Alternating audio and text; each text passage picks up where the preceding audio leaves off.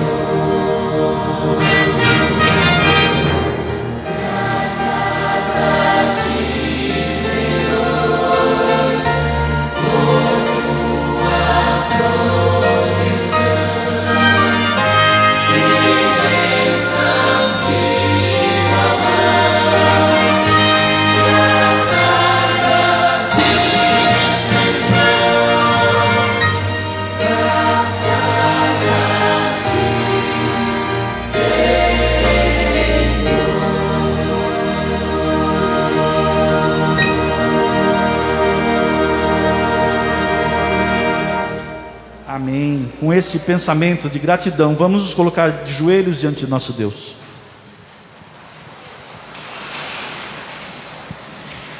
Querido Deus, onipotente Pai que estás nos céus, louvado e glorificado seja teu nome, Pai, mais uma vez e por toda a eternidade. Pois só tu és digno de honra e louvor, o Senhor é Deus. Nós somos criaturas, Senhor, falhos, pecadores, mas pela graça do Senhor Jesus Cristo, que morreu na cruz por nós, hoje nós podemos estar prostrados diante do teu trono de graça, Senhor. E nós estamos prostrados, Senhor, em primeiro lugar, agradecendo ao Senhor por tudo que o Senhor tem feito por nós. Pai querido, o Senhor tem nos dado proteção, o Senhor tem nos dado forças para suportarmos as dificuldades deste mundo, e são muitas, Senhor. Mas as bênçãos do Senhor se renovam a cada manhã. E por isso, Senhor, podemos com alegria dizer: até aqui nos ajudou o Senhor. Pai querido, mais uma vez, Senhor, estamos aqui somente para louvar e adorar ao Senhor. Que tudo o que seja feito aqui seja para a honra e glória do Teu nome, Pai. Para isso, esvazia-nos de nós mesmos. Enche-nos do Santo Espírito do Senhor. Que nós possamos sentir a Tua presença, pois temos a certeza de que o Senhor aqui está. Pai querido, aceita também os nossos dízimos e ofertas como parte da adoração ao Senhor. Tudo lhe pertence, Pai, e das Tuas mãos nós te damos. Pai querido, abençoa também de uma forma especial o querido pastor Marcos Tosta, que ele seja inspirado pelo Teu Santo Espírito mais uma vez, e que as palavras dele possam vir de encontro às nossas necessidades, as necessidades de cada um que está aqui, de cada um que está em casa, Senhor, assistindo a esta pregação. Que o Seu Santo Espírito se mova sobre a terra, Pai. Prepara-nos para o encontro com o Senhor. Sabemos que esse dia está próximo, Pai. E ansiamos por esse dia, mas queremos estar todos em pé, todos unidos como irmãos, como igreja, como uma família só, onde o nosso Pai é o Senhor. Pai querido, tudo isso nós te pedimos e agradecemos. Em nome do Senhor Jesus. Amém.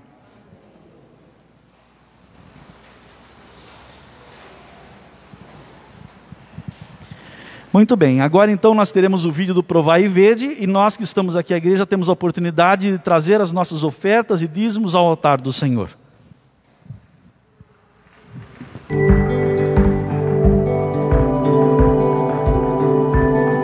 Provai e Vede. História de hoje: confiança e entrega.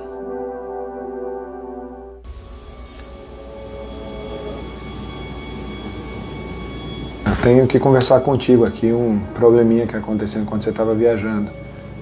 Eu contratei a funcionária, que é a faxineira, uma menina muito boa, bacana, tem feito o trabalho dela super bem. E ela veio me falar que ela é adventista do 7º dia. Mas outra adventista aqui na empresa? Eu sei que eu errei, eu devia ter falado contigo primeiro, mas você estava viajando. Mas eu não tô nem aí. Você contratou essa moça sem a minha autorização, quando eu estava viajando. Agora o problema é seu. Você vai ter que resolver. Se essa moça insistir em não trabalhar no sábado, demita imediatamente. Eu demiti a funcionária. Naquele dia, eu cheguei em casa com o coração em pedaços. Eu estava arrasado. Conversei com a minha esposa e ela me aconselhou a chamar o pastor para vir aqui em casa. Não sei o que fazer. Em Josué 9, no verso 14, nos apresenta a história de um povo que fez uma aliança com pagãos. No versículo 14 nós lemos: então os israelitas tomaram da provisão e não pediram conselho ao Senhor. De agora em diante, você e Andréia precisam consultar a Deus em todas as suas decisões. E agora eu te pergunto, Pablo, e eu preciso que você seja sincero comigo.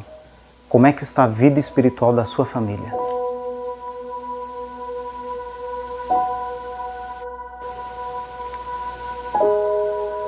Eu me levantei bem cedo e estava em oração e meditação. Todo pedido apresentado a Deus com fé e com coração sincero será atendido. A partir daí eu não conseguia mais trabalhar normalmente. O tempo passou e eu tive que procurar o meu sócio para ter uma conversa definitiva. Precisava de uma vez por todas resolver esse problema do sábado. A partir de um certo período, a loja ia começar a fechar os sábados. E eu quero saber quando isso vai acontecer. Você tá de brincadeira, rapaz. A gente acabou de abrir o negócio. negócio tá pensando falando em fechar, nós abrimos isso aqui para ganhar dinheiro. Você tá misturando negócios com religião, assim não dá. Eu só quero que você cumpra o que a gente combinou. Quero saber quando a gente vai fechar a loja aos sábados. Isso aqui é uma empresa para ganhar dinheiro. Isso nunca vai fechar aos sábados.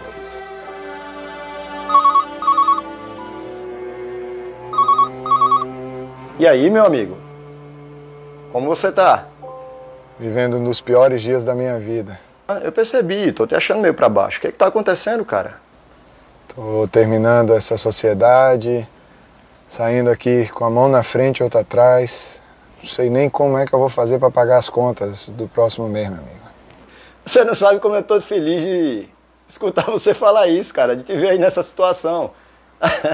Não, calma, calma. Como assim? Cara, é o seguinte, a presidência hoje se reuniu e resolveu criar um cargo novo na empresa, certo? Cargo de gerente regional. E, cara, a gente não pensou em outro nome aí pro Norte e Nordeste a não ser teu nome. Me liga e a gente conversa depois, eu te passo todos os detalhes. Falou, meu amigo. Grande abraço, cara, grande abraço. Falou. Tchau. Eu não tenho dúvidas, irmãos, que naquele momento Deus estava me socorrendo. Pois a hora que o Gaspar recebeu aquele e-mail, levando em consideração que São Paulo estava em horário de verão, eu estava pedindo a Deus, clamando a Ele por misericórdia, e Ele me atendeu. Queridos irmãos, esperamos que este testemunho sirva para fortalecer a fé de vocês.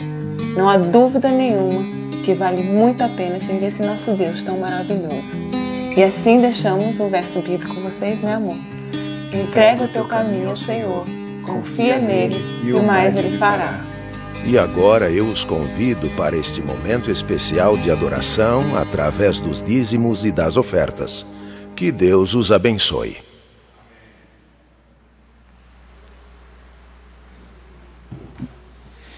Muito bem, onde estão as crianças da nossa igreja? Atenção, criançada, agora a hora é com vocês. Agora a hora é para vocês que são crianças pequenas e para as crianças grandes também. Vamos prestar atenção na historinha de hoje. Olá, crianças! Chegou um momento que eu gosto muito, a adoração infantil. Vamos aprender muitas coisas sobre a Bíblia e sobre Jesus, e junto com os pais. Vamos prestar bastante atenção, ok? Hoje vamos ouvir uma história muito especial. Oba, oba! Olá, bom dia, feliz sábado, dia de adoração infantil. O título da nossa adoração deste sábado é Salvos da Morte. E eu estou aqui mais uma vez com a Mariana. Feliz sábado! Feliz sábado! E a Mariana vai ler o nosso texto que se encontra em Isaías 65, 24. Pode ler. Antes de clamarem, eu responderei. Ainda não estarão falando, eu os ouvirei. Muito obrigada. Você gosta de histórias de princesas, príncipes, reis e rainhas? Eu gosto muito. E hoje nós vamos ouvir uma história de uma verdadeira rainha. Você já sabe de quem eu estou falando, sim, da rainha Esther. Hadassa, que era o nome judeu de Esther, foi criada pelo seu tio Mordecai. Eles eram judeus, mas moravam num país chamado Pérsia. O rei da Pérsia chamava-se Assuero. Ele estava procurando uma nova esposa, então ordenou que procurassem em todo o reino as moças mais lindas. E Esther, que era muito bonita, foi parar no palácio do rei. Ficaram em tratamento de beleza por 1 ano. Nossa, que tratamento! Mas naquela época era assim.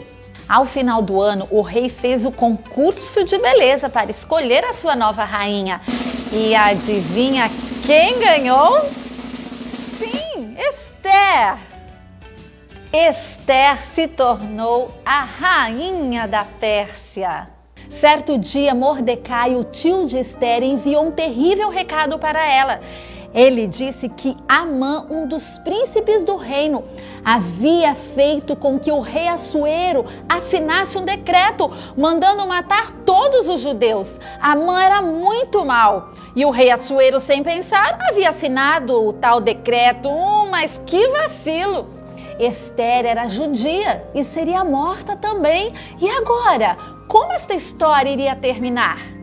quando estamos com um grande problema, o melhor a fazer é orar. Oração e jejum, foi isto que Esther e todos os judeus fizeram. Foram 3 dias de muita oração. Esther iria se apresentar ao rei e no dia marcado, Esther se preparou, pois a sua melhor roupa, ela tinha um plano. Será que o rei iria recebê-la? Naquela época as pessoas se apresentavam ao rei só se ele chamasse. Assuero não havia chamado Esther. Quando a pessoa chegava na presença do rei sem ser chamado, corria um grande risco, poderia até morrer. Esther já havia orado, jejuado, Deus estaria com ela. Levantou a cabeça e foi. Sim, o rei levantou o cetro para Esther. Ele aceitou a sua visita, na verdade, ficou muito feliz. Esther, então, convidou o rei e o príncipe Amã para um banquete em sua casa.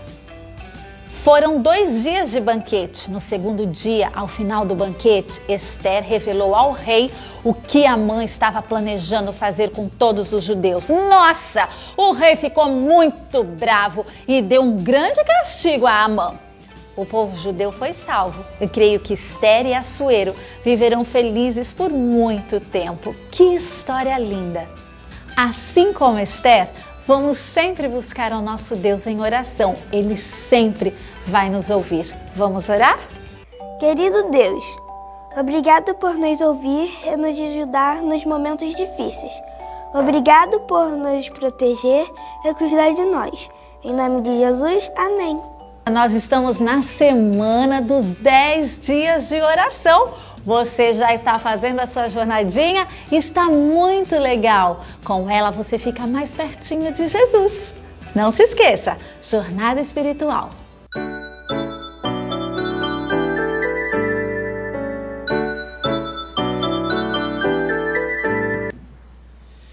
Muito bem, irmãos, hoje, terceiro sábado do mês, era o sábado do pastor Emerson estar conosco, né? Alguns de vocês devem ter visto lá no grupo, ele acabou lançando lá um áudio, não é? E às vezes os irmãos vêm me perguntar, estão curiosos. O pastor Emerson, na verdade, está bem, a esposa está bem, a esposa tem uma talvez, como é que fala? Eu perdi a palavra, talvez ele esteja com Covid, talvez, suspeita de Covid, não é? Mas ela está bem, ela teve só uma coisinha na garganta e tal, está super bem, o pastor também está bem, mas ele achou por bem, devido à suspeita, não vir à igreja. Ele agiu como nós devemos agir, né? Quando nós nos sentimos bem, estamos gripados, é melhor não virmos à igreja. Então o pastor ia fazer o culto para nós pelo telão, mas Deus enviou o seu servo, o pastor Marcos Tosta, louvado seja Deus, viu, pastor? Uma alegria ter o Senhor conosco. Pastor Emerson mandou avisar vocês que ele está lá assistindo de casa, ok? Ele está lá assistindo, participando do culto, assistindo o pastor Marcos aqui. Então eu queria chamar o pastor Marcos. Deus te abençoe e te use, pastor.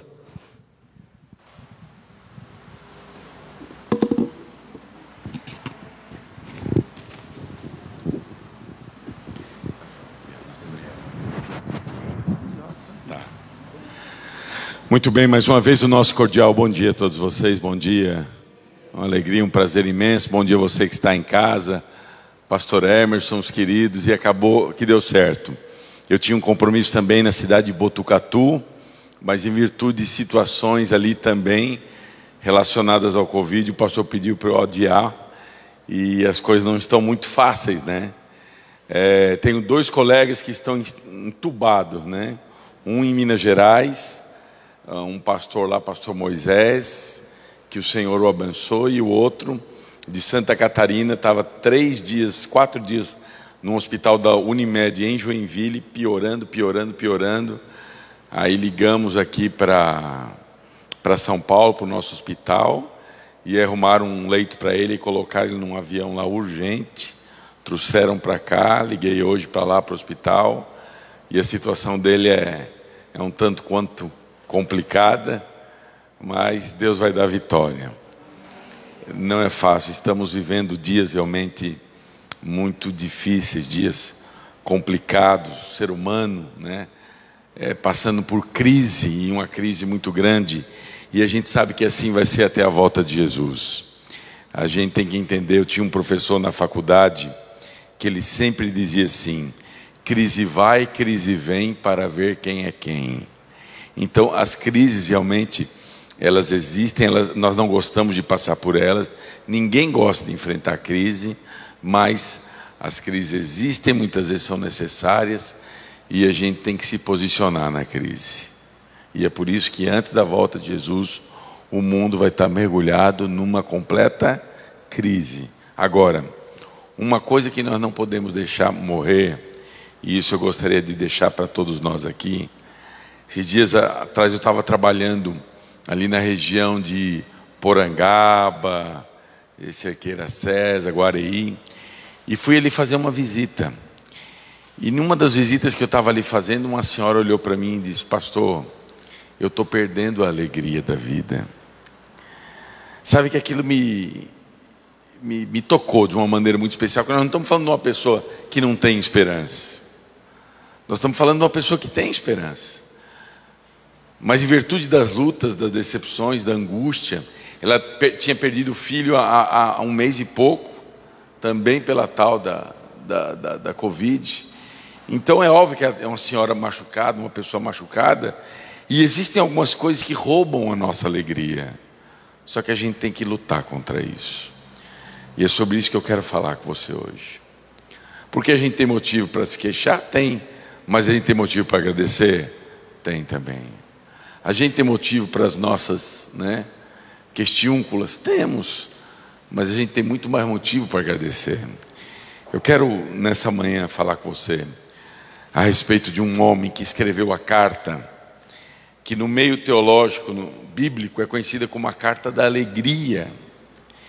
E esse homem, quando escreveu a carta da alegria, ele estava preso, condenado à morte, ele sabia que ia morrer. Que carta é essa? É a carta de Paulo aos Filipenses.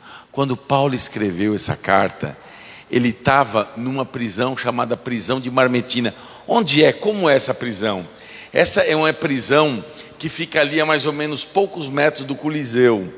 Um dia, se você for ali conhecer o Coliseu ali em Roma, na Itália, você peça para conhecer a prisão de Marmetina, que é onde Paulo ficou. É uma prisão que é escavada na rocha. É um buraco na rocha, que o prisioneiro era jogado ali, colocado ali.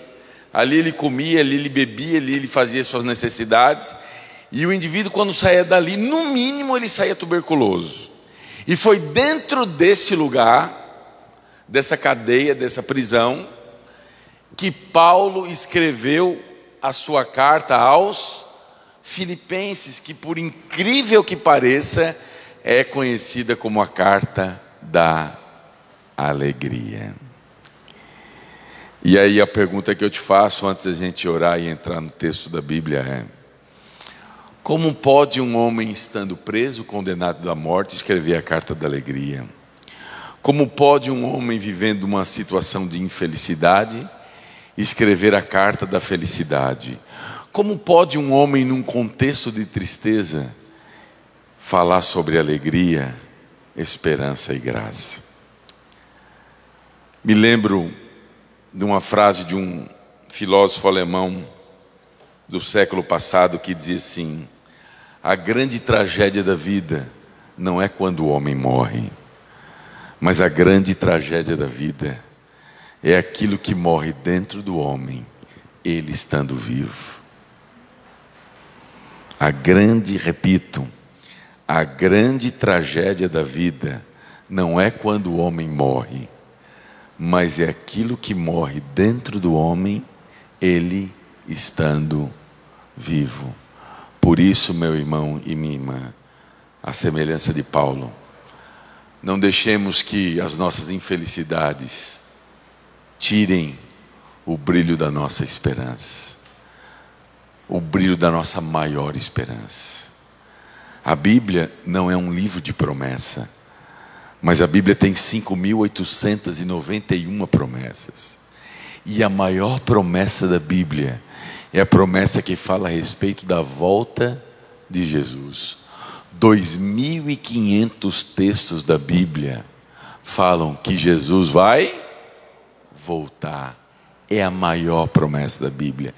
E luta alguma, prejuízo algum, amargura alguma, dificuldade alguma, tristeza alguma deve tirar essa alegria do nosso coração. Eu quero convidar você a abrir a sua Bíblia, mas antes quero convidar você a fechar os seus olhos. Você que está em casa também, né? Se puder aí acompanhar conosco, desde já agradecendo o pastor Emerson pelo convite.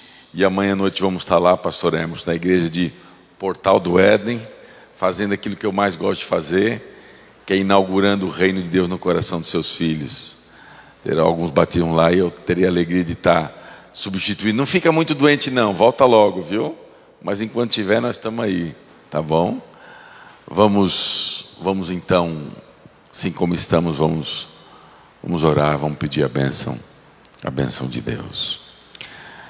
Senhor nosso Deus e nosso amado Pai, obrigado, Senhor Jesus, pela Tua bondade, pelo Teu carinho, pela Tua proteção, pelo Teu cuidado paterno para conosco, que de uma maneira especial o Senhor possa estar abençoando os colegas, as pessoas, os irmãos queridos que estão passando por lutas agora, por perdas, por prejuízos, por dificuldades, por falência, por situações angustiantes da vida, frustrações, que neste momento o Senhor possa estar acalmando e trazendo esperança a esses corações.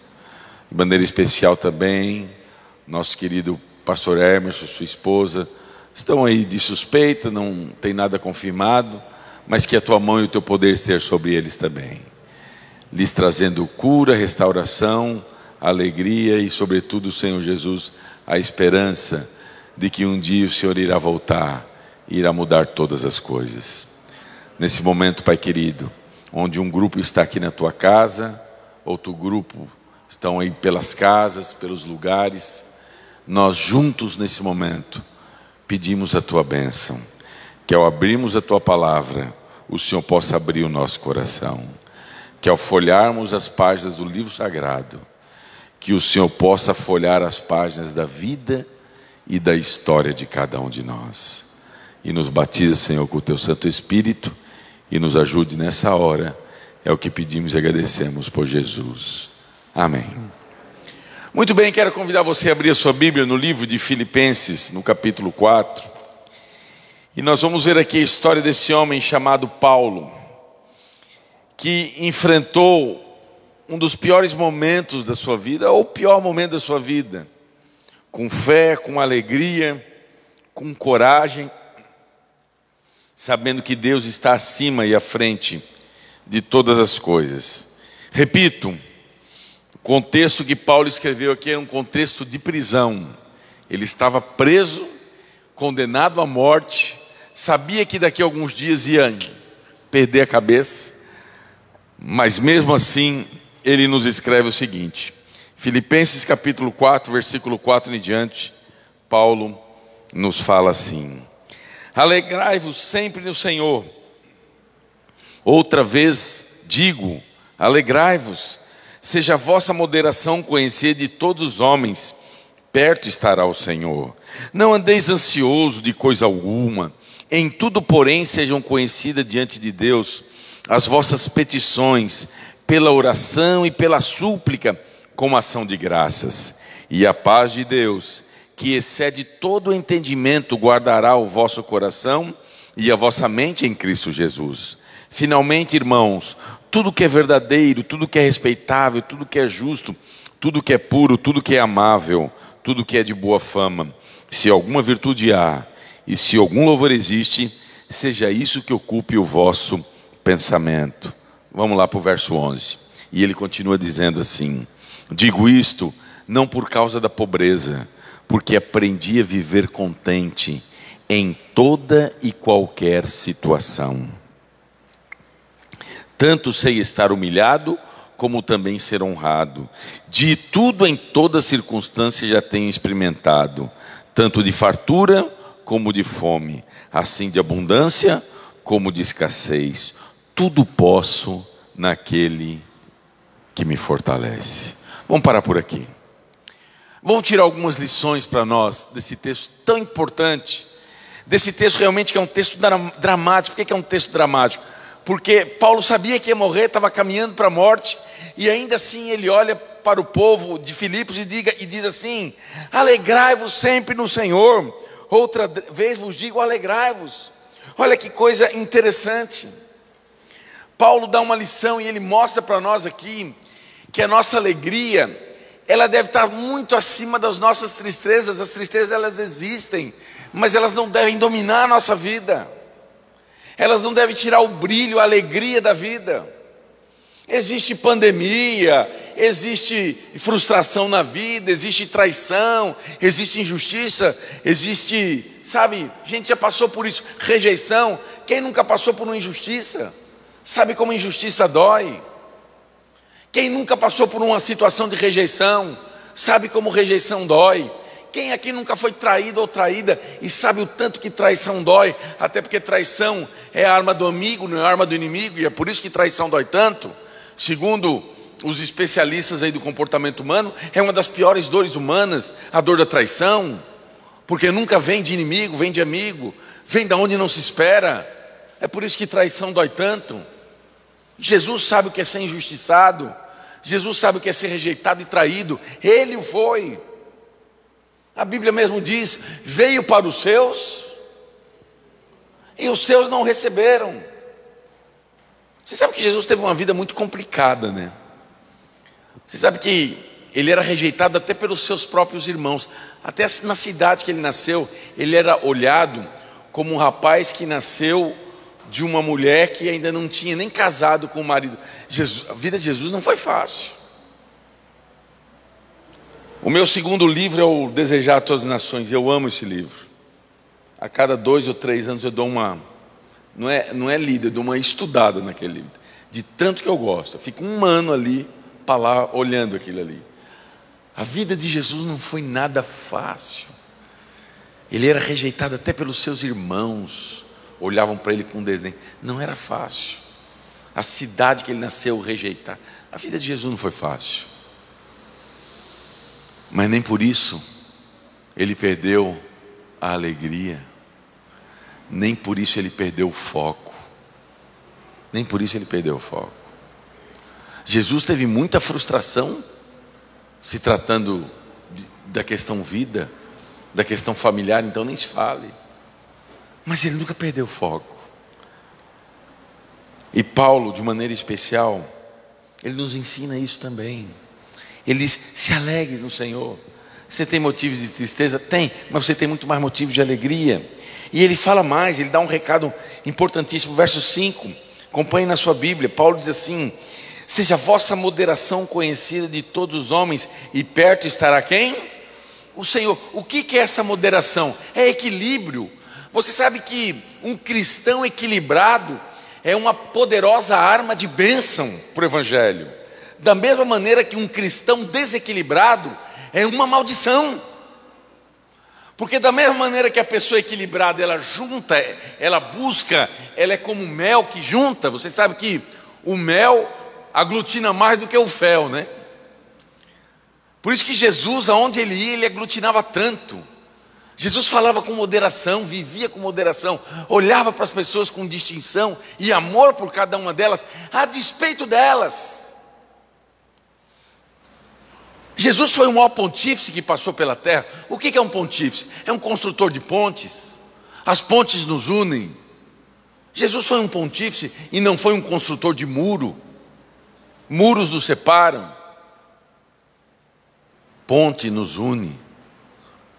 Jesus foi um grande construtor de ponte. É por isso que onde ele ia tinha sempre uma multidão.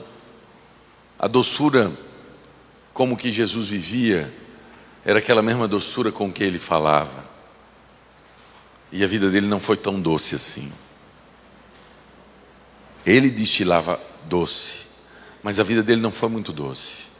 Se a gente parar para analisar friamente, a vida de Jesus foi bem amargosa, bem sofrida, bem sofrível. Toda hora sendo testado, toda hora sendo perseguido, toda hora sendo colocado na parede. Mas ainda assim, ele destilava mel. As suas palavras eram palavras de esperança. Então, meus queridos, O maior testemunho na vida, o maior testemunho para o cristianismo é uma pessoa equilibrada. Quem que não gosta de estar ao lado de uma pessoa equilibrada? Agora, da mesma maneira que é muito bom estar ao lado de gente equilibrada, é horrível estar ao lado de gente desequilibrada. É horrível. Pessoa bitolada, que não sabe conversar, que não sabe, só vive de maneira reativa, dando, sabe? É horrível ficar. Por quê? Porque o inimigo trabalha nas pontas.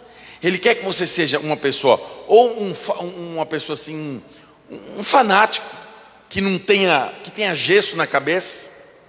Porque tanto as duas pontas são do inimigo. O fanático como aquele que vive como se Deus não existisse, frio, indiferente. Ele gosta das pontas.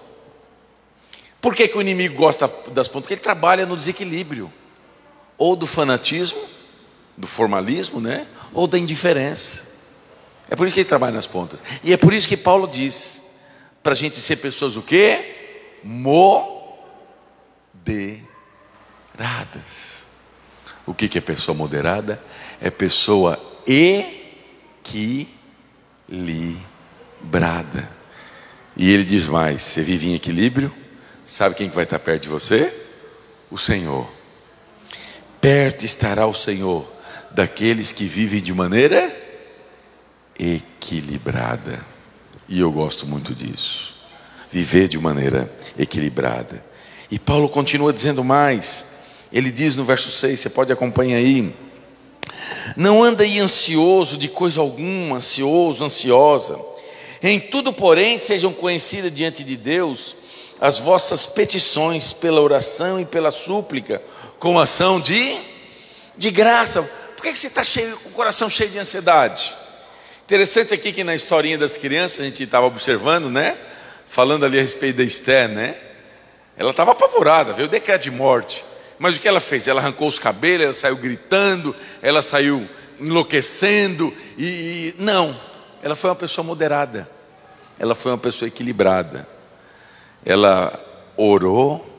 Por que ela orou primeiro, antes de ir para o seu marido? Porque Esther entende uma coisa que nós devemos entender. Paulo entende uma coisa que nós devemos entender. Quando se ora, acontecem coisas que não aconteceriam se nós não orássemos. Deixa eu falar isso para você de novo. Quando você ora, acontecem coisas que não aconteceriam se você não orasse. Ah, mas sempre quando a gente ora as coisas mudam? Algumas vezes sim, algumas vezes não. Ah, mas como é que é isso? Sim, quando a gente ora acontecem coisas. Porque quando Deus não muda a situação externa, Ele muda a situação interna. E quando Ele muda a situação interna, Ele muda tudo. Quando Ele muda uma cabeça, Ele muda tudo. Conheci um psiquiatra que dizia o seguinte: mente é igual paraquedas, só presta quando abre. E é uma grande verdade, né? Mente é igual paraquedas, só presta quando abre. Se não abrir, não, né? Então, quando a gente ora, Deus, Ele abre a mente da gente. E a despeito muitas vezes da situação não mudar, a gente muda. E quando a gente muda, muda tudo. Então, meu irmão e minha irmã, deixa eu dizer uma coisa para você nessa manhã. Você que está aqui, você que está na sua casa, no seu lar, está feliz, ore. Está triste, ore. As coisas estão dando certo na sua vida, ore. As coisas estão dando errado na sua vida, ore. Você está bem, ore. Você está mal, ore. Fez coisa, né, bacana, ore. Fez alguma coisa errada, ore. Não deixe de orar nunca. Porque quando a oração não muda o externo, ela muda o interno. E quando muda o interno, muda tudo. Muda tudo. Por isso Paulo ele fala: não anda com o teu coração cheio de ansiedade. Você sabe que o excesso de preocupação gera ansiedade, o excesso de ansiedade gera angústia, o excesso de angústia gera depressão, e depressão gera morte. Então mata no começo. Mata no começo. Eu tinha um colega, um mineirinho na faculdade, que dizia o seguinte: cobra mata é no ninho. Cobra mata no ninho. Não espera crescer. Não espera ficar uma coisa gigantesca para daí você. Não, mata no ninho. Entrega para Deus. A família não está bem? Fala com Deus. Os filhos, dificuldade, fala com Deus. O casamento às vezes está meio, fale com Deus.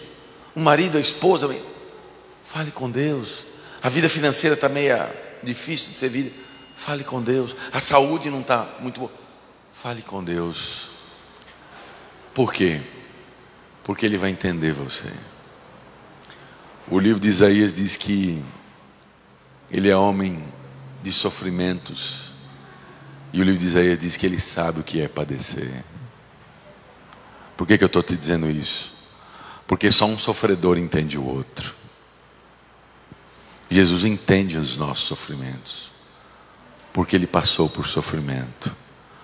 Jesus sabe o que é injustiça, Ele foi injustiçado. Jesus sabe o que é rejeição, Ele foi rejeitado. Jesus sabe o que é traição, Ele foi traído. Jesus sabe o que é viver em crise. A vida dele, da manjedoura à cruz, foi uma grande crise. Olha onde Jesus inaugura a vida aqui na terra. Olha onde Jesus termina a vida. Só por aí você já vai entender que a vida dele foi feita de crises. Onde Jesus inaugura a vida? Num coxo, numa manjedoura. A gente olha período de Natal, aquilo bonitinho, né?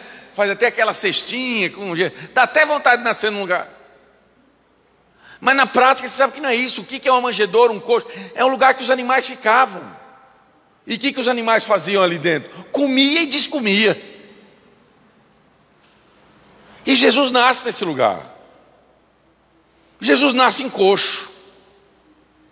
E Jesus termina a vida dele aqui numa cruz. A vida dele não foi nada fácil. Mas nem por isso ele perdeu a alegria, a doçura e a esperança. Muito que pelo contrário. É interessante a gente notar que o último momento, uma das últimas palavras de Jesus, foi a um bandido que estava na cruz ali com ele. Um caçoando vai receber aí o fruto da sua indiferença. O outro, apesar da sua miséria, olha para Jesus e diz: Senhor, lembra de mim. Lembra de mim. Mesmo sem merecer, ele diz: lembra de mim. E aí Jesus olha para ele e diz: ainda te digo hoje, um dia você estará comigo no paraíso. E Jesus transforma o Calvário em um tanque batismal, porque naquele momento Jesus inaugura o reino do céu no coração de um homem da terra. Naquele momento Jesus inaugurou o reino dele no coração de um indivíduo que tinha uma vida dura, trágica e terrível, mas nem por isso perdeu a esperança. Ore a Deus. Tem uma vida de oração. É bonito aí os 10 dias de oração, bacana e tal. Eu acho bacana e vamos lá. Mas eu falo, a minha vida, a tua vida, eu falo para a minha família, a nossa vida é 365 de oração. E naquele ano bissexto é 366. Entendeu? É negócio de 10 dias bacana, um programa bacana. Mas a minha vida de oração não é pautada em programa, é em Cristo. E por isso eu não oro 10 dias, eu oro os 365 dias.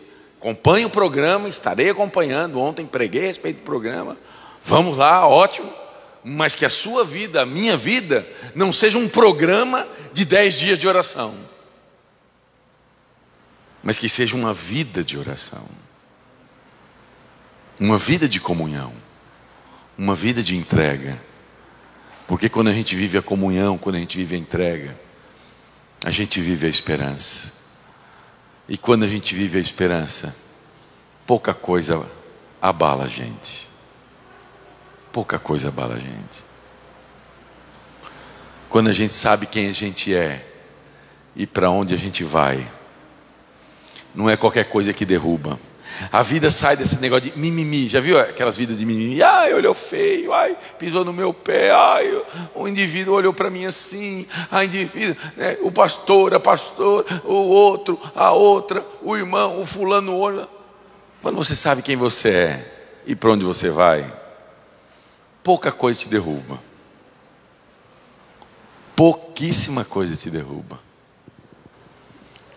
Agora você tem que ter claro quem é e para onde vai.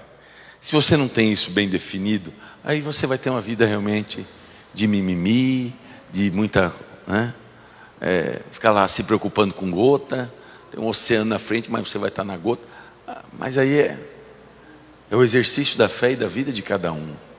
Agora, quando a gente sabe quem é e para onde vai, pouca coisa derruba. Por isso Paulo foi um indivíduo quase que imbatível. A palavra de Deus continua dizendo, ele fala no verso 7, a respeito dessa paz que Deus quer colocar no nosso coração. E a paz de Deus que excede todo entendimento, guardará o vosso coração e a vossa mente. O que é esse guardar o vosso coração? É proporcionar saúde. E saúde não é só física, não. É física, é emocional e é saúde o quê? Espiritual. Deus quer dar saúde para a gente. Ele quer colocar saúde diante de nós.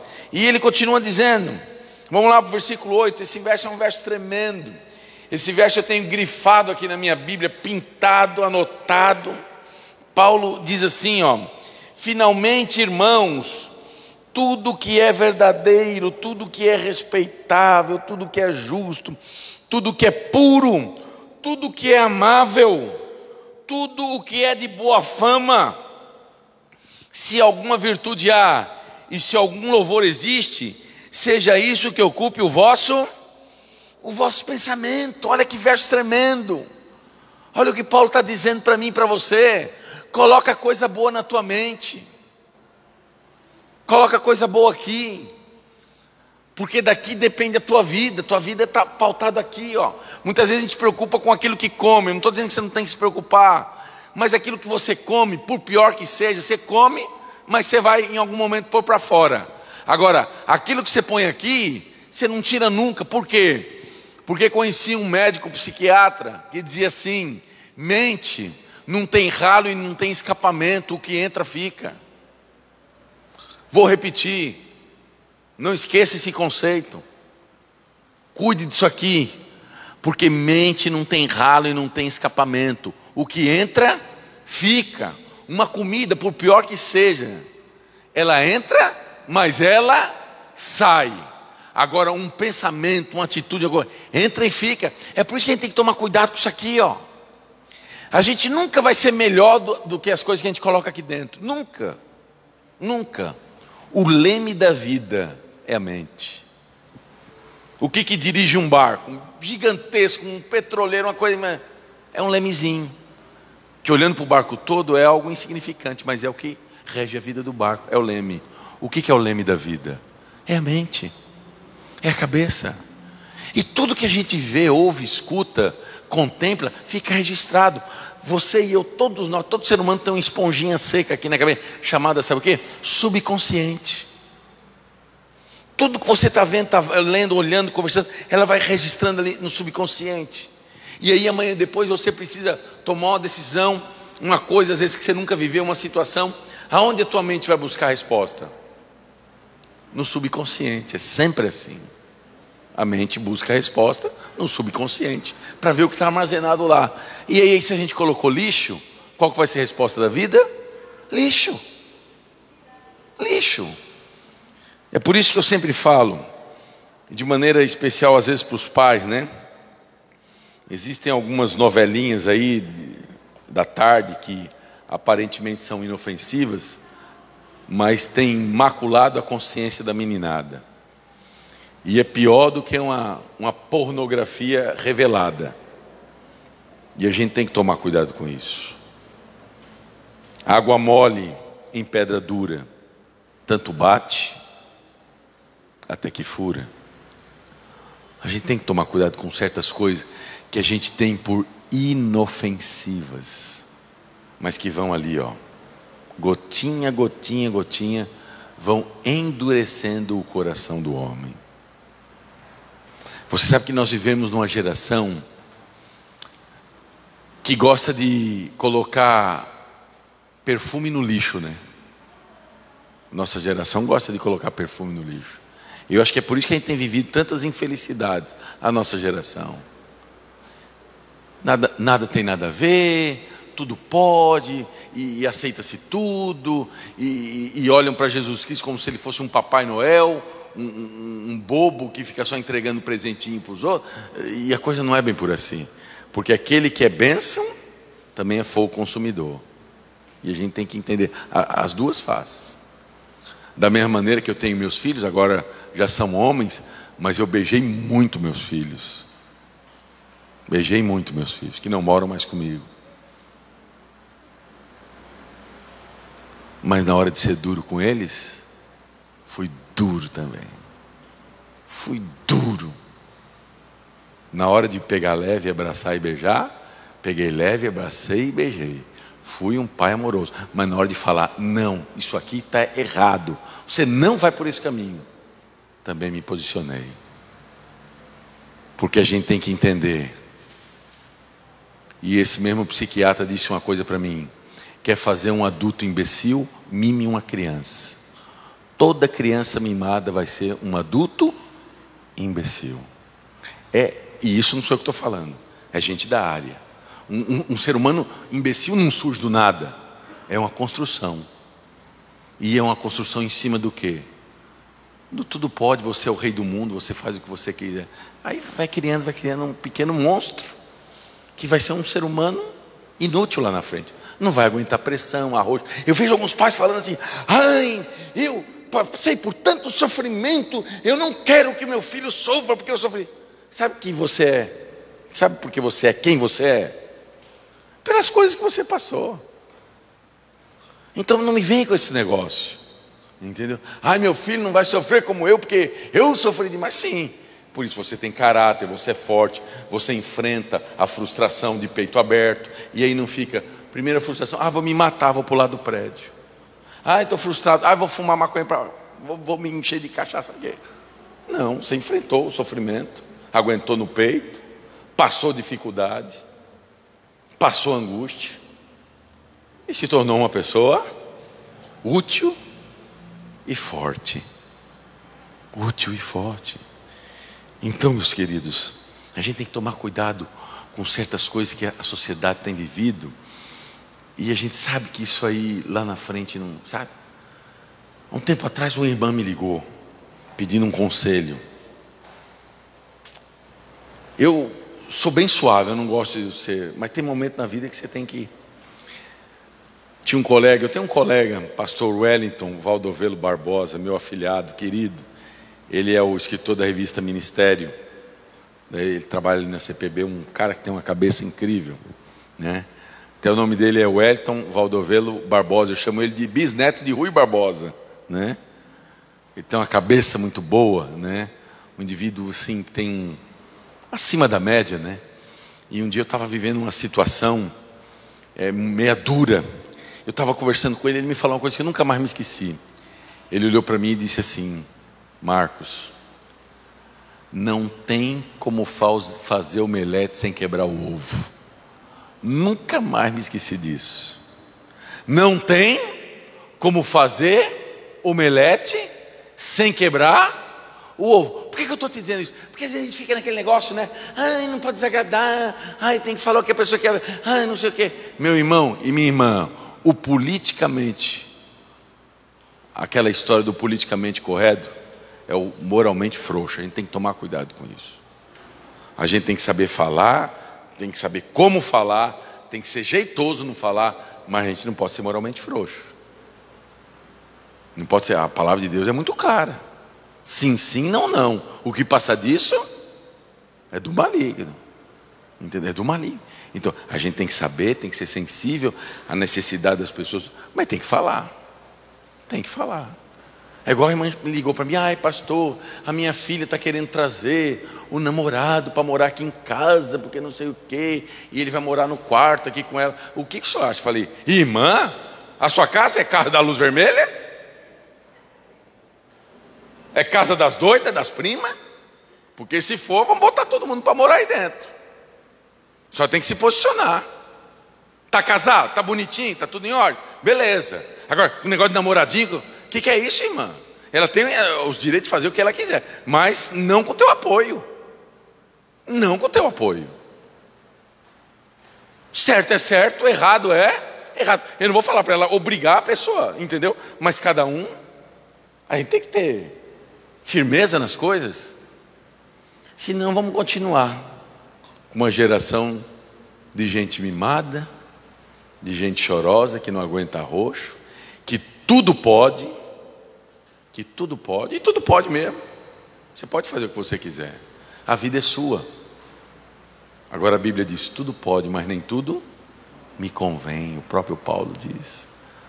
Você pode levar vida para uma pessoa? Pode, da mesma maneira que você pode levar morte. Você pode.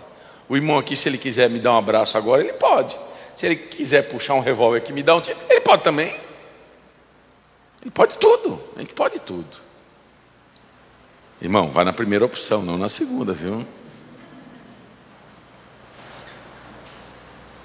Mas nem tudo convém.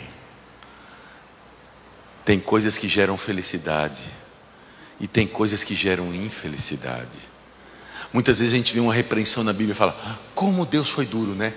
Quando Adão e Eva pecaram no paraíso, o que eles foram? O que Deus falou para eles?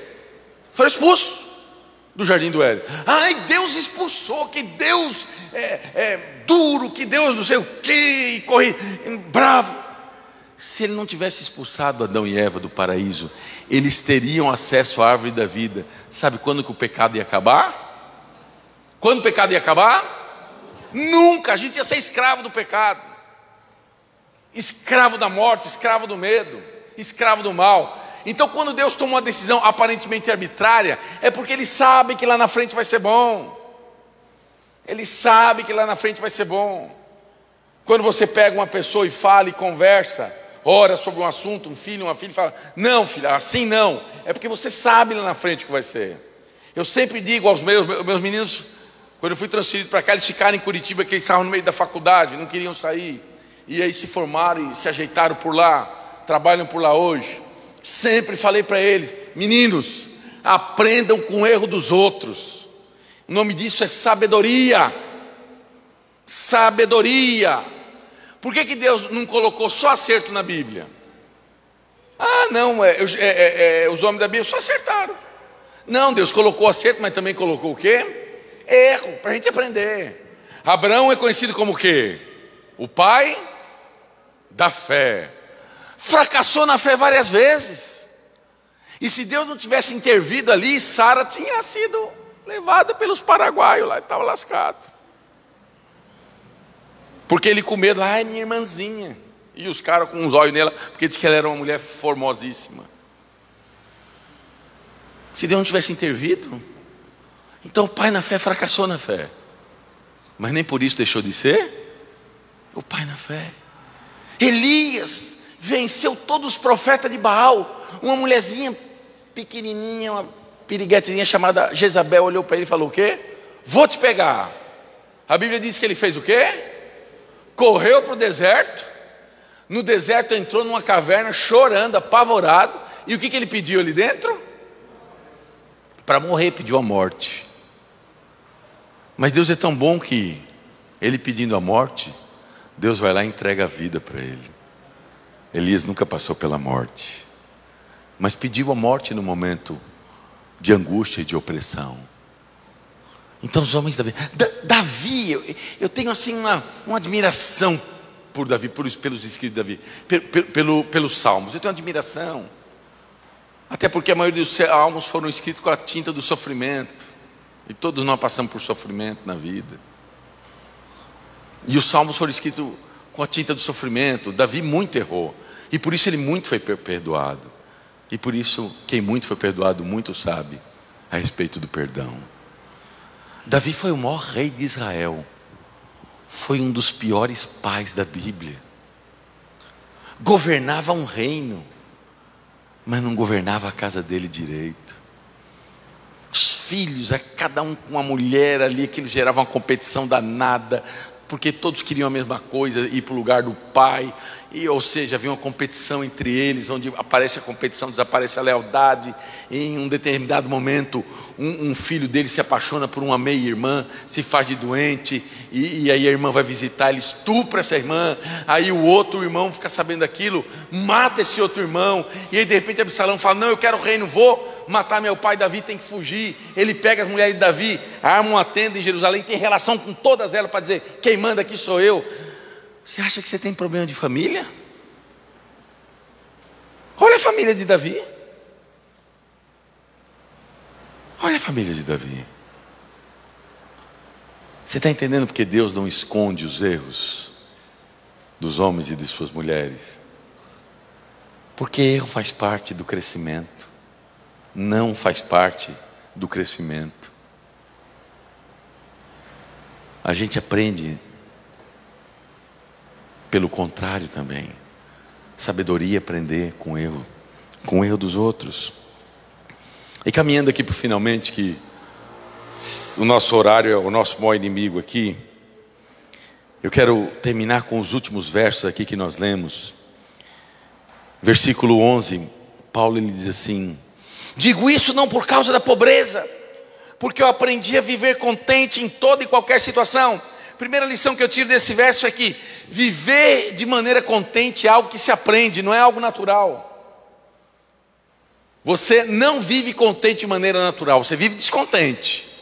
Mas aprender a viver contente é algo que você tem que realmente, como diz a palavra, aprender. Porque não é normal do ser humano viver contente. É por isso que se você tem um jornal com 10 pautas, 10 assuntos, um vai ser bom e 9 vai ser ruim. Porque as pessoas são atraídas pelo mal. Se você fala assim: o indivíduo plantou uma flor, abençoou a vida do outro, isso não dá ibope. Agora você fala: arrancou a cabeça, pegou a mulher do outro, virou no cão. Aí, o ser humano ele é assim. E por que ele é assim? Porque o ser humano vive a sua desgraça, e ele quer ver uma desgraça maior na vida do outro, para que a sua própria desgraça seja amenizada. A mente humana é o cão. A mente humana é assim: eu preciso ver uma desgraça maior na vida do outro, para eu olhar para a minha desgraça e falar assim: até que a minha não é tão ruim assim.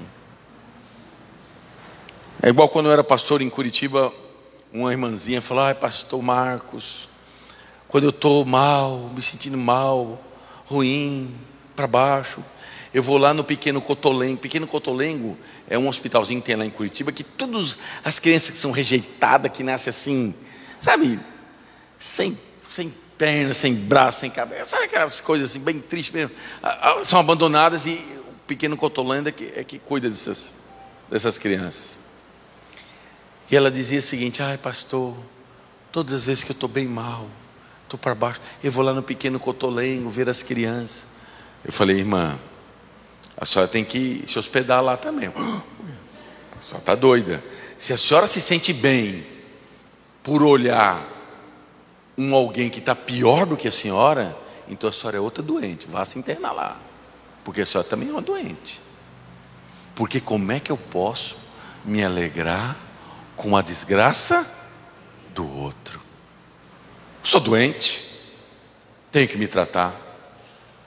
Como é que eu posso me alegrar com a desgraça do outro? Então, meus queridos, viver contente é algo que a gente tem que aprender. Paulo é interessante, ele disse: digo isso não por causa da pobreza. Eu te pergunto, Paulo era pobre? Era pobre no começo da vida dele ou não? Não, era pelo contrário, era rico e muito rico. Rico e muito rico. Mas pelo poder do evangelho, financeiramente ele se tornou o quê? Pobre. Então eu quero falar agora para os nossos amigos, amantes aí da teologia da prosperidade, que Paulo começou rico e terminou pobre. Então, se você é um amante da teologia da prosperidade, cuidado com a Bíblia, porque a Bíblia nunca prometeu conta astronômica para ninguém, nunca prometeu que você ia ser dono de empresa, de barco, de navio. Não existe nenhuma promessa disso.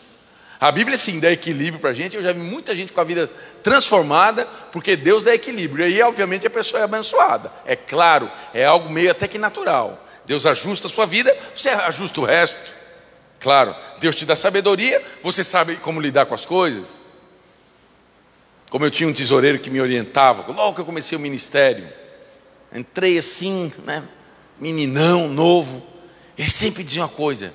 Ele falava: Marcos, cuide sempre dos centavos, que os milhões cuidarão de si mesmo. E eu aprendi a cuidar dos centavos. E Deus abençoa a gente. Cuide dos centavos, que os milhões cuidarão de si mesmo. Não que eu tenha milhões, eu não tenho, acho que nunca vou ter também, não tem problema. Isso não me deixa mais feliz ou menos feliz, de forma alguma. Mas a gente aprende a administrar a vida. Paulo diz, eu digo isso não por causa da pobreza, e ele era muito rico, mas ele aprendeu a viver contente. E no versículo 12, aqui nós temos uma lição maravilhosa, acompanha aí na sua Bíblia. Ele diz assim: tanto sei ser humilhado como também ser honrado, de tudo em todas as circunstâncias já tenho experimentado, tanto de fartura como de fome, assim de abundância como de escassez. E Paulo fala assim, ó, eu sei lidar com tudo. Se eu tenho abundância, eu sou tranquilo. Se eu tenho falta, eu sou tranquilo do mesmo jeito. Por que eu estou te falando isso? Porque geralmente quando a gente tem muito, a gente fica tranquilo, e quando a gente não tem pouco, a gente fica naquela pilha. Meu irmão e minha irmã, aprenda uma coisa: na vida a gente tem que aprender a lidar com muito, com pouco, com ter, com o deixar de ter. É muito natural, isso acontece até no reino animal. Se você tem uma situação boa, ou melhor, ruim, bem ruim, você dorme numa esteira, mas aí a situação melhorou, aí você fala: não vou dormir mais nessa esteira, vou comprar uma box daquela poderosa. Não é nem aquela Queen. Qual é a maior? Tem a Queen, né? Comprar aquela Queen, aquela poderosa, né? E aí você melhorou a situação, você sai da esteira e vai para a cama box, lá para a Queen ou o que quer que seja. Eu acho que você vai demorar uma noite, você já se acostuma. Porque acostumar para cima é fácil. Acostumar para cima. Sair de uma carroça e entrar num carro é fácil, né? A gente acostuma. Agora o oposto é complicado. Você dorme naquela cama Queen, aquela cama maravilhosa, e aí houve um revés na vida, aí você tem que ir para a esteira. Aí é complicado. Aí você demora um bocadinho. De você dormir na cama Queen para a esteira, eu acho que você vai demorar aí uns 3 meses aí para começar a tentar se acostumar. Porque acostumar para baixo não é fácil. A gente é muito fácil em acostumar para cima, mas acostumar para baixo não é fácil. Mas a gente tem que entender que a gente está exposto a tudo. Sabe por quê?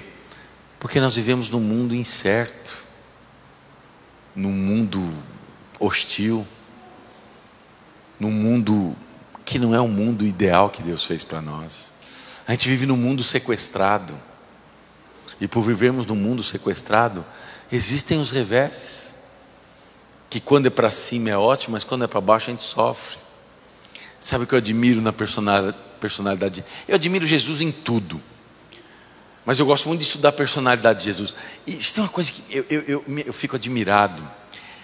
É como Jesus, ele não se exaltava com os acertos e não se deprimia, né, quando as coisas não estavam bem. Com os acertos da vida, quando ele era aplaudido, ele ficava tranquilo, e quando ele era vaiado, ele ficava tranquilo do mesmo jeito. E isso para mim é de uma sabedoria tremenda. Por quê? Porque é muito fácil para o ser humano se exaltar com aplauso e se deprimir com vaia. Só que a gente tem que entender que na vida vai ter o momento do aplauso, mas também vai ter o momento da vaia. A vida não é uma linha constante que se só é aplaudido ou só é vaiado. Tem momento que você é vaiado, vai ter momento que você é aplaudido. Mas nem por isso você deve deixar de caminhar. Aqueles que olharam para Jesus no domingo e aplaudiram ele, quando ele entra em Jerusalém, lá em cima do burrinho, viva da vida, viva, o Filho do Homem, né? Hosana nas alturas, e aplauso. Sabe o que esses mesmos fizeram na sexta-feira? Gritavam: crucifica, crucifica, crucifica. Então, meu irmão e minha irmã, não se exalte com aplauso e não se deprima com vaia, porque tanto um quanto o outro fazem parte da vida.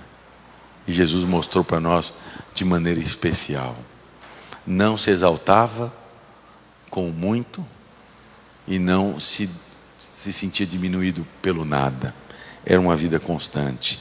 E terminando aqui, versículo 13, um dos versos mais amados da Bíblia, Filipenses 4:13.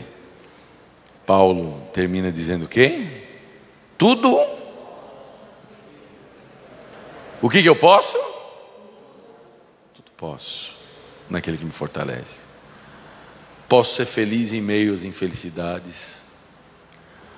Posso ser contente em meio aos descontentamentos. Posso ter alegria em meio às tristezas. Posso ter esperança em meio às desesperanças. Por quê? Porque eu posso tudo naquele que me fortalece. Entenda isso. Entenda isso. Cuida da tua vida. Cuida da tua saúde. Entrega a tua vida ao Senhor. Como disse a vocês no começo, a Bíblia não é um livro de promessa, mas ali tem mais de 5.000 promessas. E uma delas diz assim: entrega teus caminhos ao Senhor, confia nele, e o mais é Ele que faz. Por que eu quero terminar te dizendo isso? Porque embora o milagre seja de Deus, e o milagre sempre será de Deus na tua vida, a entrega ela é tua. A entrega é tua. Deus nunca vai fazer por você aquilo que você pode fazer, mas Deus nunca vai deixar de fazer por você aquilo que você não pode fazer.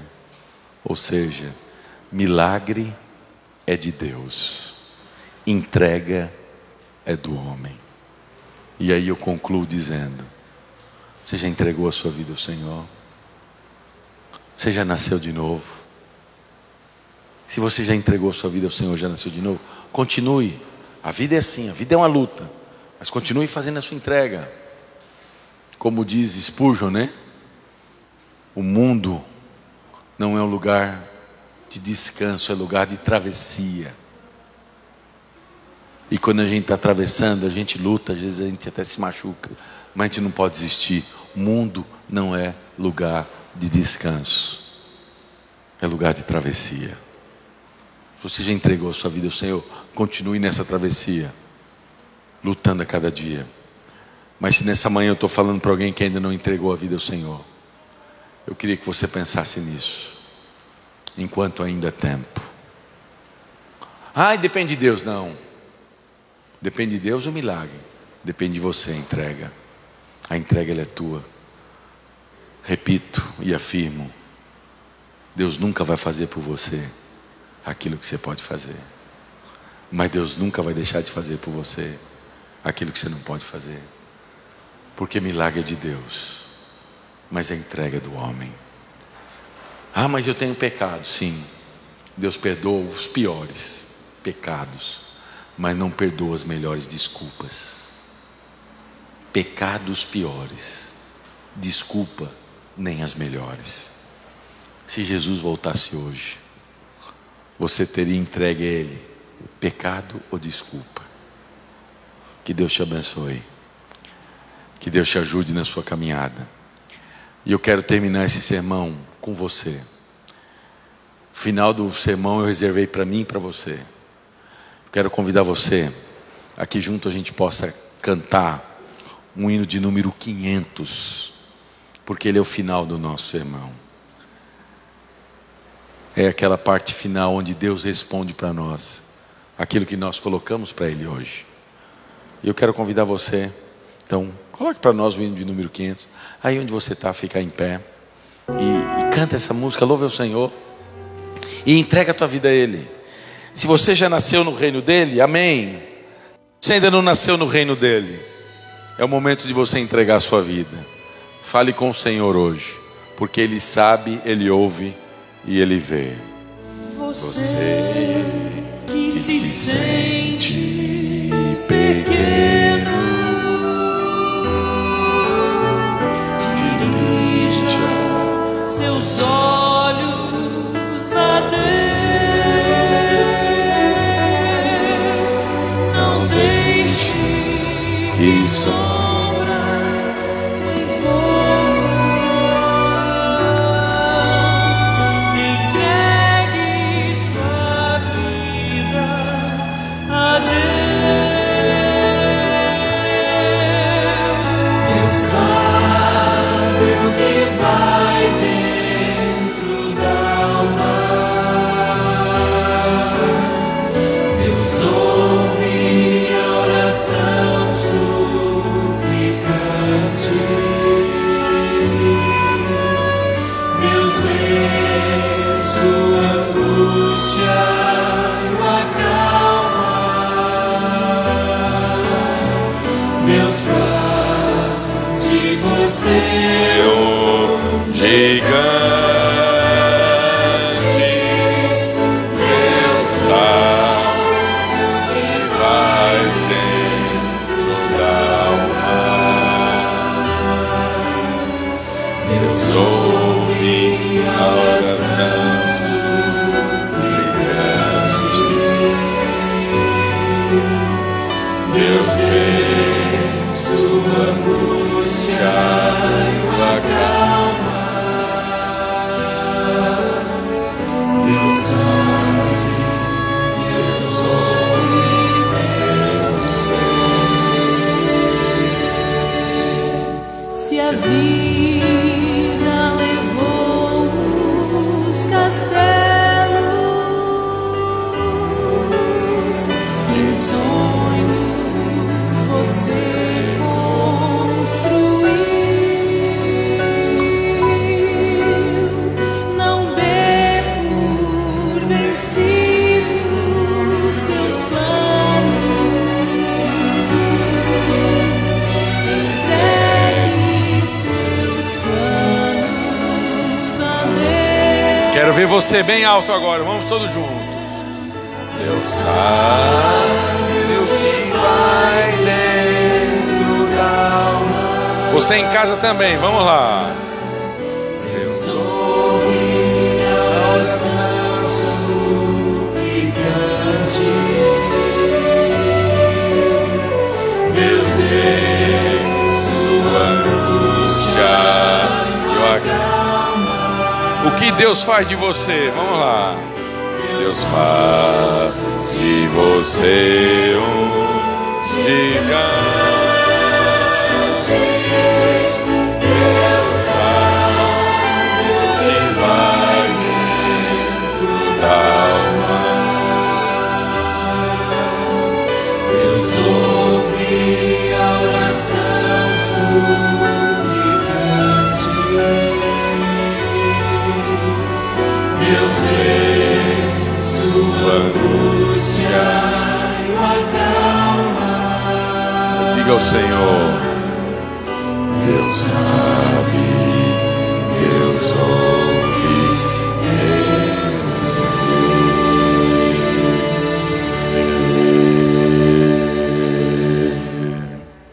Feche seus olhos, vamos orar. Senhor, nosso Deus e nosso Pai, obrigado porque o Senhor é um Deus que sabe, que ouve, que vê e que opera na vida dos seus filhos. Obrigado pelo teu cuidado paterno, que de uma maneira especial o Senhor continue abençoando a essa igreja, a esse distrito, na pessoa do pastor Emerson e todas as suas igrejas, que todos possam ser ricamente e poderosamente abençoados pelo Senhor, e possamos sentir o seu abraço e o seu chamado. Aqueles que já entregaram a vida ao Senhor, que continuem na travessia, lutando, entendendo que um dia o Senhor irá mudar todas as coisas e nós vamos para aquele lar maravilhoso, onde não haverá luto, nem pranto, nem dor e nem sofrimento. Mas abençoe também de uma maneira especial aos nossos amigos queridos, que por algum motivo ainda não tomaram uma decisão, ou quem sabe precisam voltar para a casa paterna. Que o Senhor os abençoe, que o Senhor os ajude, a fim de que o reino de Deus seja parte do seu reino, e que a história de Deus tenha em suas páginas a história de cada um deles. São as bênçãos que nós pedimos e agradecemos, e não fazemos isso porque somos merecedores, mas confiamos no Senhor. Por isso, nesse momento, aqui onde estou, Pastor Emerson, na sua casa, nós vamos erguer as nossas mãos e vamos abençoar o seu povo com a bênção sacerdotal da tua palavra, que diz assim: que o Senhor te abençoe e te guarde, que o Senhor faça resplandecer o seu rosto sobre ti e tenha misericórdia de ti, que o Senhor sobre ti levante o teu rosto e te dê a paz. Amém? Amém? Amém? Que Deus abençoe a você e a toda a sua família. Amém.